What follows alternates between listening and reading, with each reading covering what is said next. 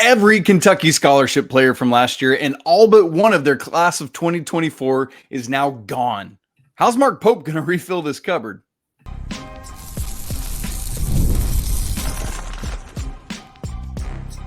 You are Locked On College Basketball, part of the Locked On Podcast Network. Your team every day.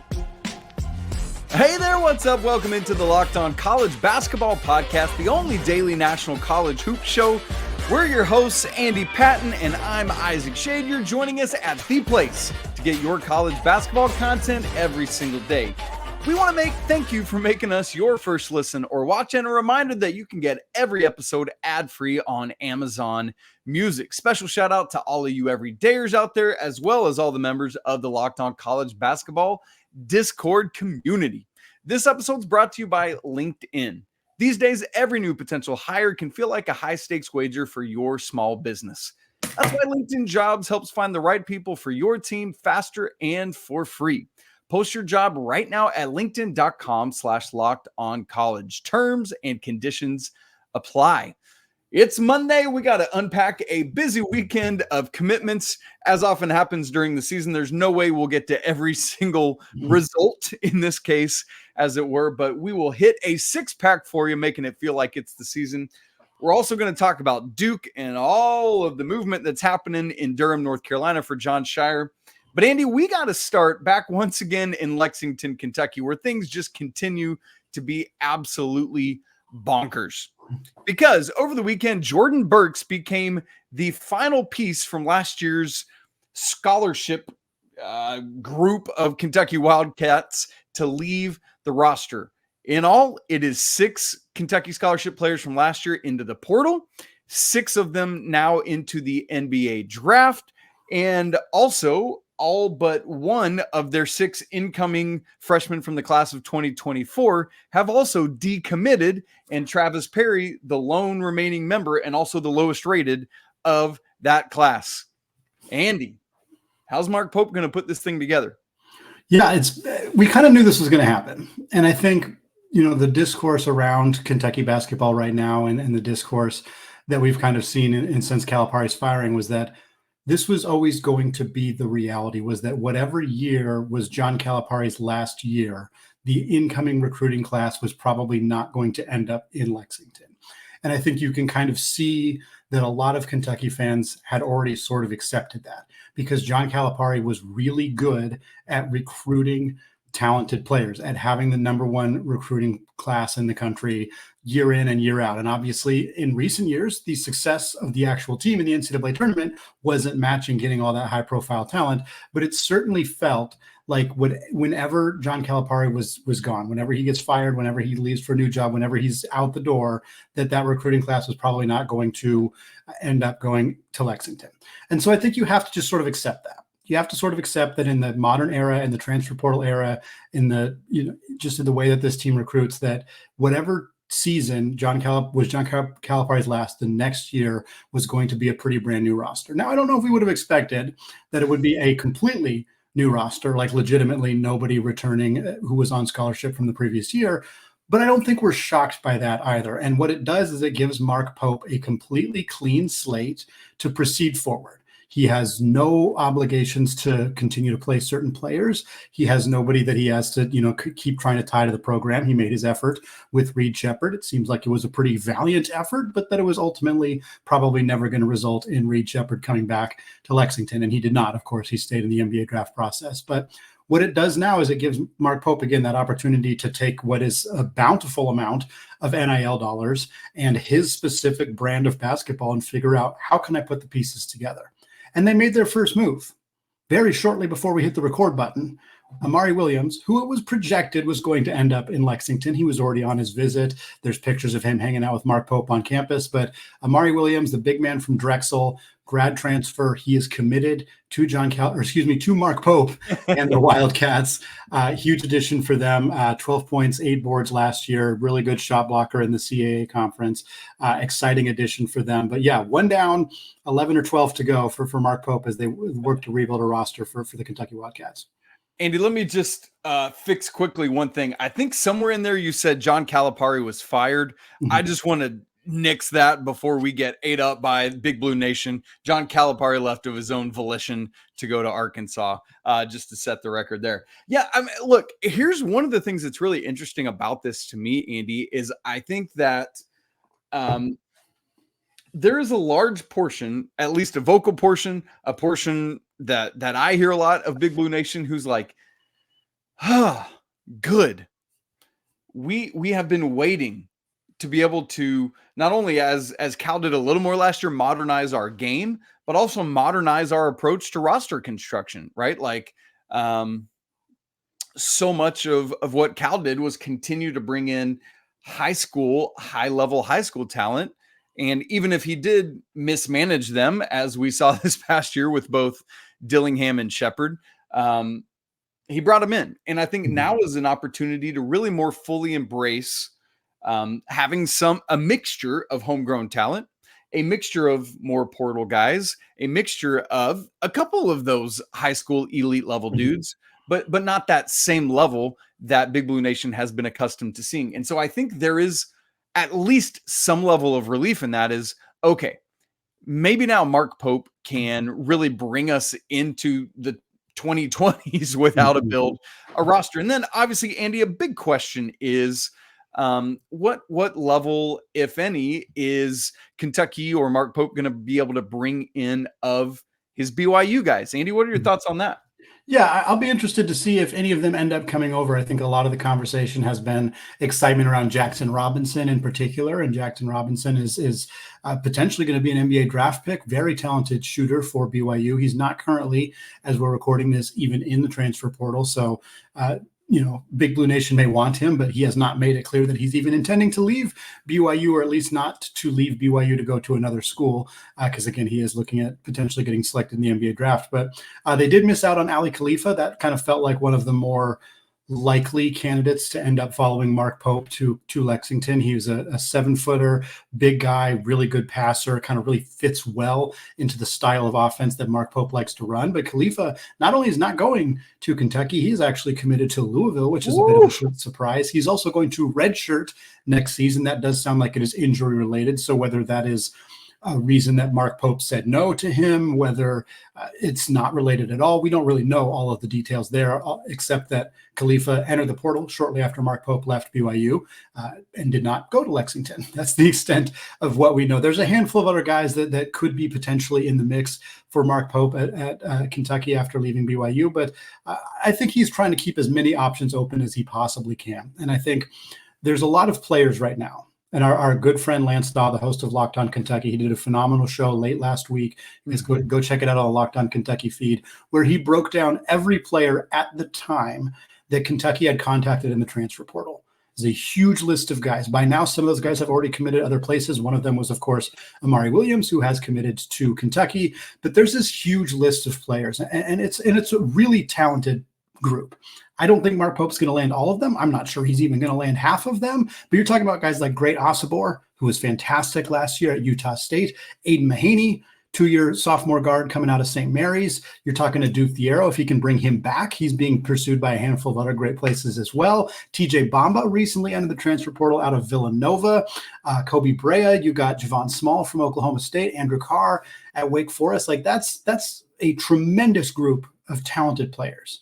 And if Kentucky can land 4 of them, in addition to Amari Williams, suddenly you have a more veteran team. You have you still got to put all the pieces together. Sure. And that's the tricky part, is making sure this works. You can't get 2 or 3 ball dominant guards and expect it to work. You can't get, a bunch of shooters, but who can't rebound or defend. You have to be able to put all those pieces together. I trust that Mark Pope's going to be capable of doing that.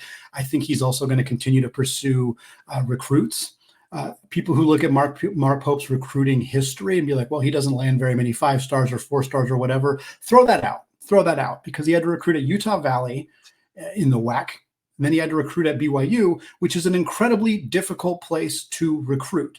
A lot of high school players do not want to go to BYU. They have stricter rules on campus. It is just a difficult place to recruit people who are not part of the LDS faith. So I think you got to take Mark Pope's recruiting history with a grain of salt and expect that he is going to be able to do much better once he kind of gets his feet under him. I think it's not going to happen right away, especially just because of the timing of this move. But I think Mark Pope's going to be a good high school recruiter. I think he's got an incredibly open cupboard that he's going to fill admirably. Is this team going to be a Sweet 16 team in year one? Probably not, but I think that they're on the right track. And just even somebody like Amari Williams is a really good start for this team. And Andy, let me remind the Kentucky fan base, which is truly a reminder to every fan base, you are going to miss more than you are going to hit on getting these guys to commit to you. You've seen it forever in high school recruiting, and fan bases, understandably, and I get it, freak out every time they miss. But Andy, I like to compare it to a hitter in baseball. The best players in the world in Major League Baseball, right? Like as we record this, the Rangers and Braves are about to play Sunday Night Baseball on ESPN. Ronald Acuna is the reigning NL MVP. The dude fails 70% of the time at the plate and makes millions and millions and millions of dollars. And the same is true in recruiting, because in basketball, you just need a couple. You just need, as you said, Andy, 3 or 4 yeses and you're golden. And then some complimentary pieces to back it up. So you just got to get a yes here and there. And that's all it takes, Andy. Thanks so much for laying that out well. And also, with that weirdness of the Kentucky Louisville thing, let's also be reminded that Coach Cal and Kenny Payne are back together, reunited in Fayetteville, Arkansas. Love that news that we got on Thursday evening. Well, Isaac, Duke's cupboard is not quite as barren as Kentucky's right now, but they also, like Kentucky, made a pretty darn big addition over the weekend, and we're going to get to that in just a second. Right after I tell you that today's episode of Locked On College Basketball is brought to you by LinkedIn. Folks, when you're hiring for your small business, you want to find quality professionals that are right for the role. And that's why you have to check out LinkedIn Jobs, which has the tools to help find the right professionals for your team faster, and they do it for free. Thankfully, LinkedIn is not just another job board. They help you hire professionals that you cannot find anywhere else, even those who aren't actively searching for a new job but might be open to the perfect role.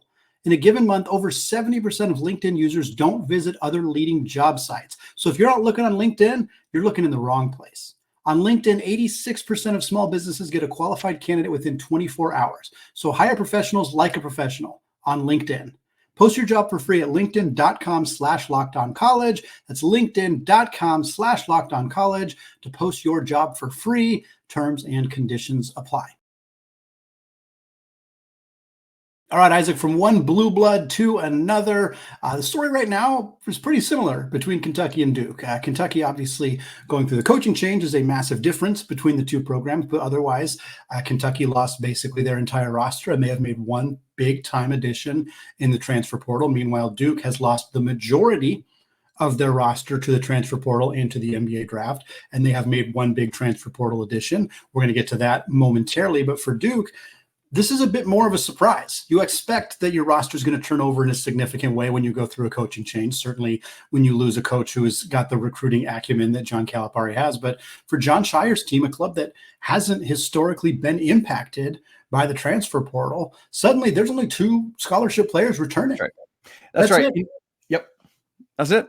And Andy, what's interesting there is you use the word historically. And I think that's where a lot of people start to think is similar to what I just tried to remind the Kentucky fan base. I want to say to the Duke fan base right now is there's not much history here yet.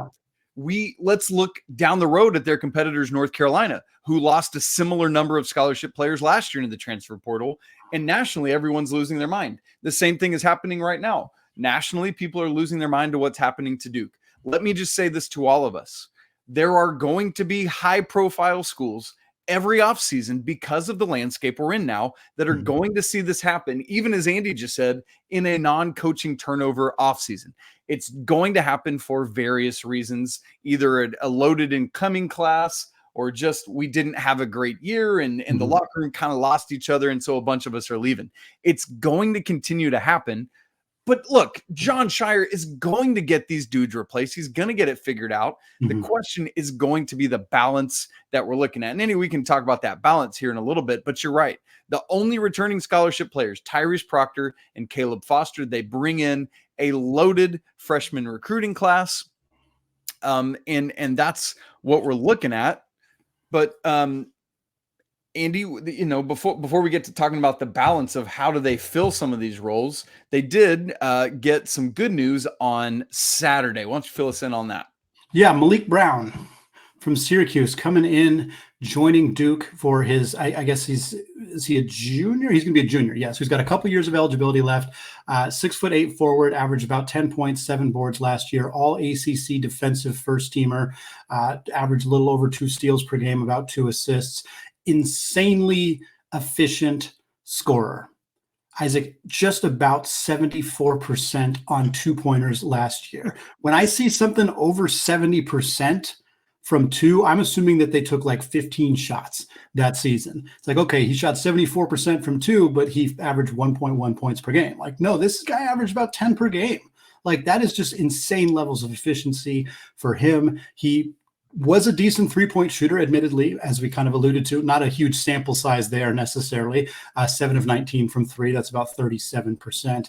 But still really nice to see him be this kind of efficient scorer.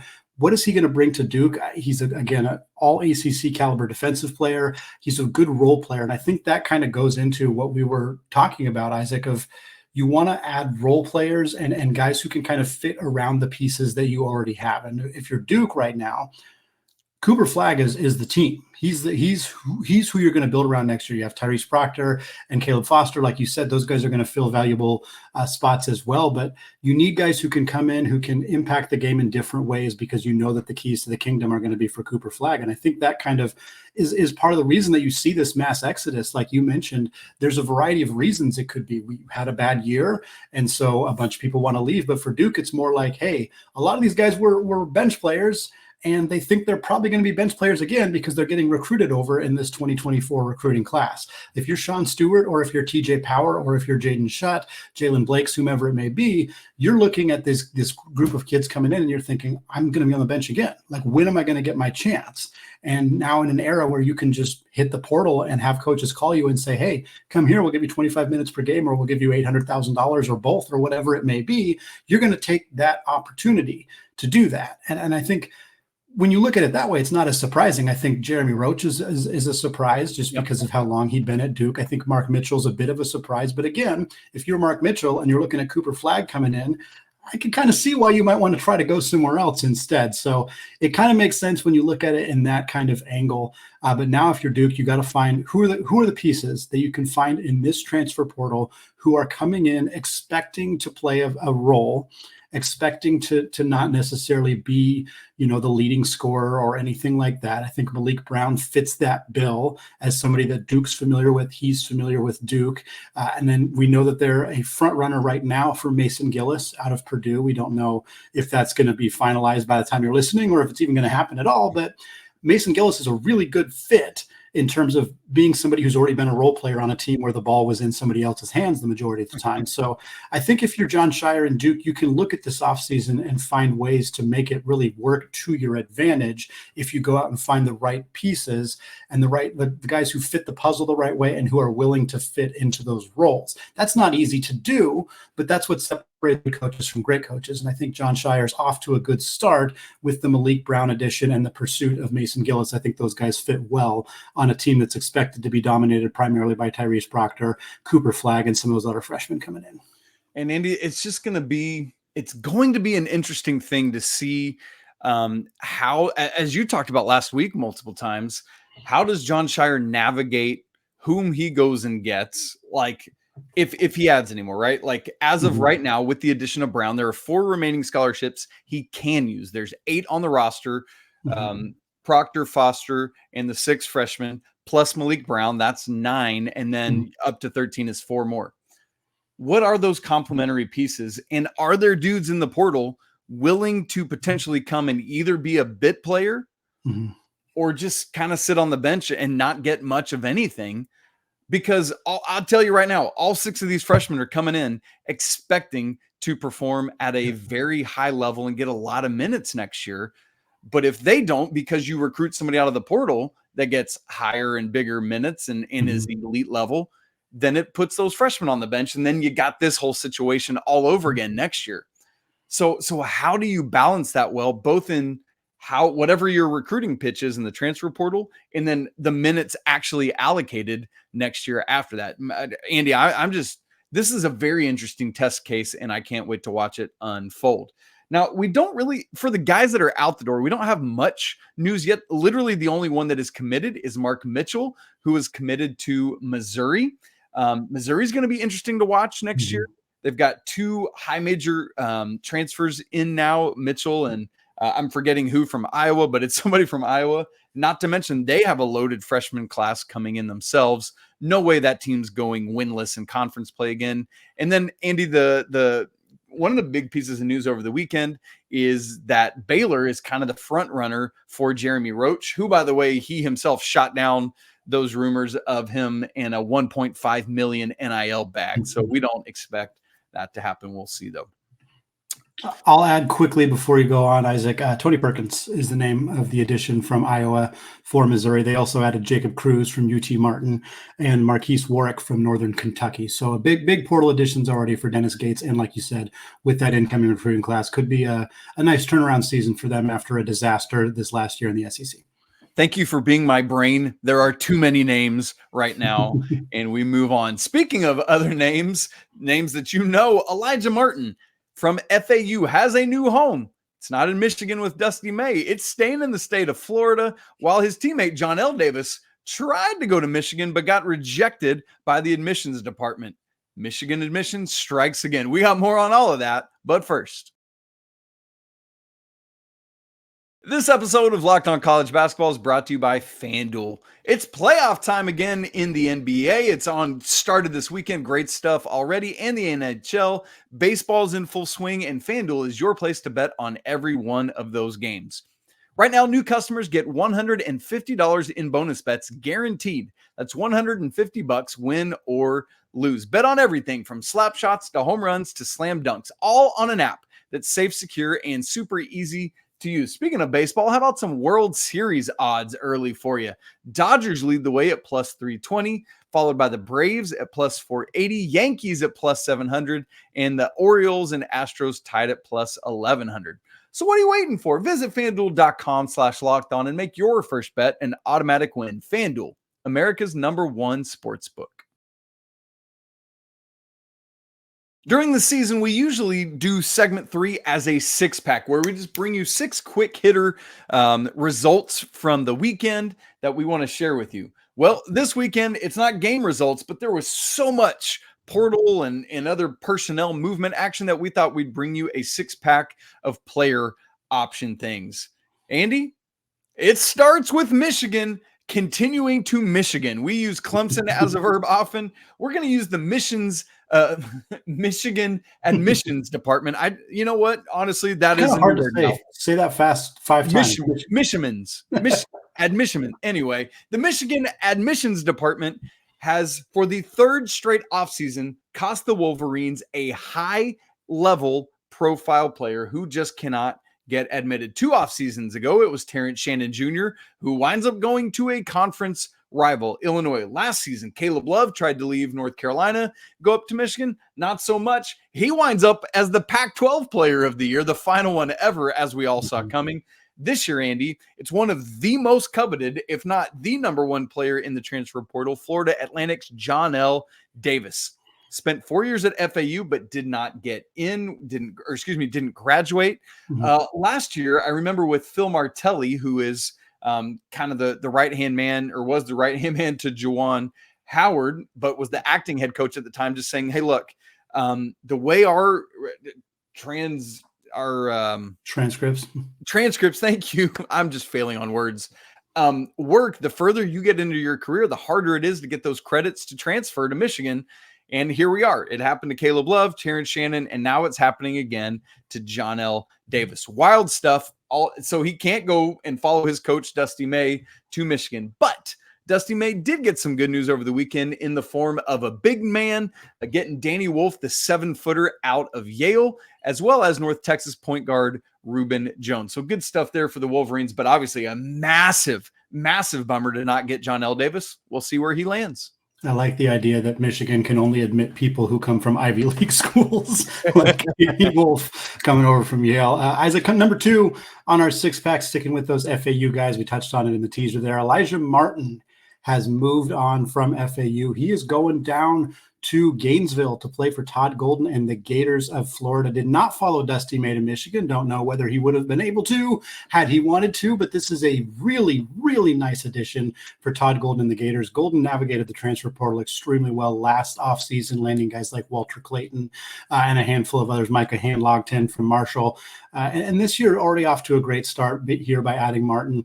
I think you look at what Florida struggled with last year. Perimeter defense seemed to be a big area of concern. I think Martin gives them that in a major way. He's not just a great scorer, but he's got length on the perimeter. You pair him alongside guys like Walter Clayton and Will Richard. That's a really solid backcourt for this team.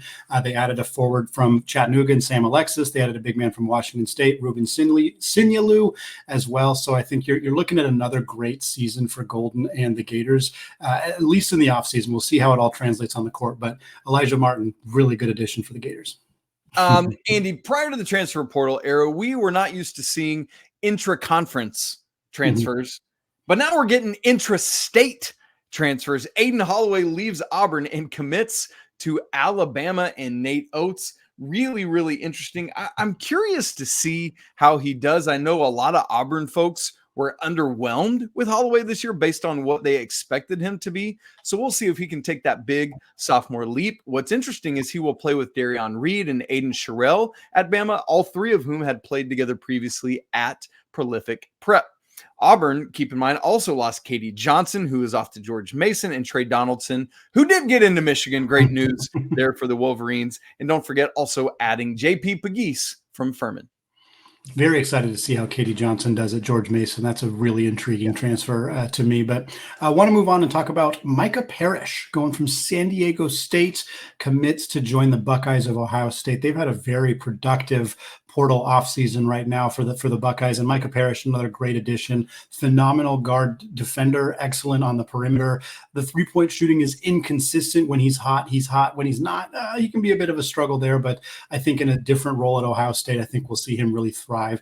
Really just like the veteran addition for Ohio State. Tough loss for San Diego State, but again, if you're looking at Ohio State, they already had Aaron Bradshaw from Kentucky. They already had Michi Johnson from South Carolina. That's three really nice players coming in. They do lose Zed Key, who goes to Dayton. They do lose Roddy Gale and Scotty Middleton, who are currently in the portal, but I think you're pretty happy if you're Ohio State with some of the additions coming in, and I think Micah Parrish is really going to thrive in the Big Ten. Andy, let's next turn to Chapel Hill, North Carolina. We talked about Duke earlier. Let's go to their arch rivals. Harrison Ingram declares for the NBA over the weekend. No announcement of, hey, but I'm keeping my options open. Seems like he's 2 feet in and going in on the draft. And a lot of people are also looking at, will RJ Davis stay or leave? Andy, what's interesting is, as I look at this North Carolina roster, in some ways, Harrison Ingram might be an even bigger loss just because of his unique skill set and capability. How do they offset that? We're going to have to wait and see. This is a big blow for Hubert Davis. We talked about Adou Thiero and how Mark Pope would try to keep him in Lexington. North Carolina is in hot pursuit of Adou Thiero, one of his final 5. Sounds like it might be, interestingly, down to North Carolina or Pittsburgh, which is back close to home for Thiero. Final six-pack of the day here. Robbie Avila from Indiana State has committed in the transfer portal. Not exactly a shocker. He ends up following his head coach, Josh Schertz, over to St. Louis, another big addition in the Atlantic 10.